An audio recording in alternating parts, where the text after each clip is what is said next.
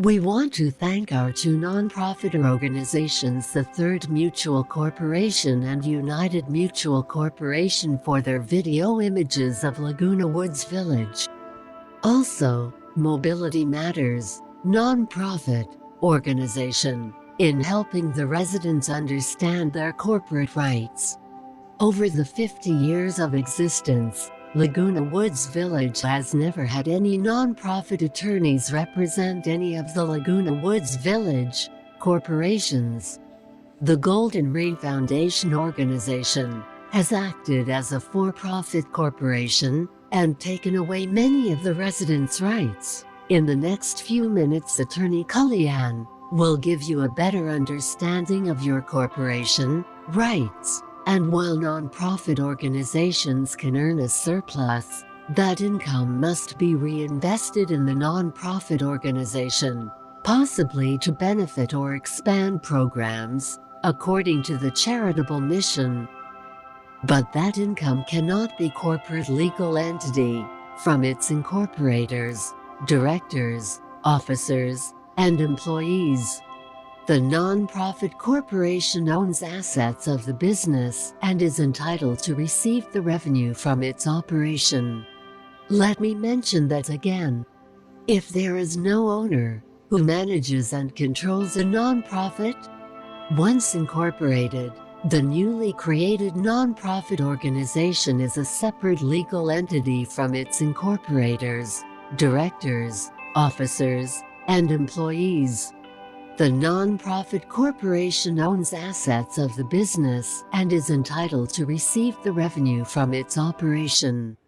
Many nonprofits are managed by boards. Others may be managed by voting members.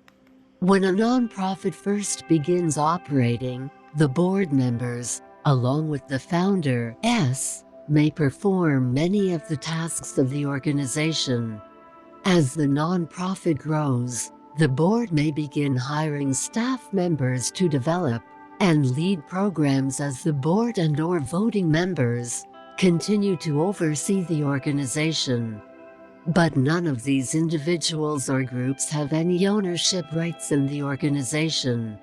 And while they don't own the nonprofit, they do have significant legal and ethical duties that cannot be delegated to others. Learn more about directors' duties. What about the founder? Doesn't the founder of a nonprofit own it? No. The founder does not own the nonprofit. Certainly, starting a nonprofit organization takes considerable time, effort, and money. And the founder may feel closer to the mission and the programs than anyone else. But that founder does not have any ownership rights in the nonprofit.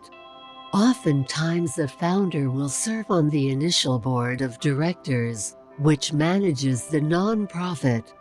The board safeguards the public's interest to ensure that the organization operates in accordance with its mission and the purpose for which it was granted tax-exempt status, and protects the assets of the nonprofit.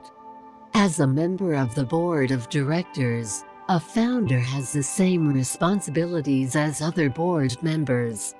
While a founder may feel closer to the organization that she helped to form, a founder has no ownership rights regarding the nonprofit corporation. To whom is the nonprofit accountable?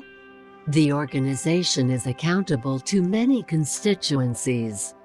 The general public. Nonprofits are created to provide a charitable purpose to the public good, whether as charities, educational programs, churches or religious groups, or scientific or artistic organizations. State agencies. Nonprofits must also comply with certain regulations in the states in which they operate. These may also require public disclosure of specific documents, or the filing of certain reports. The IRS. Certain tax-exempt entities follow rules set by the IRS to keep their tax-exempt status. Can a non-profit be sold? No. A nonprofit cannot be sold to another individual or organization. Additionally, the assets acquired by a nonprofit were acquired with the understanding that they will be used to further the mission of that organization.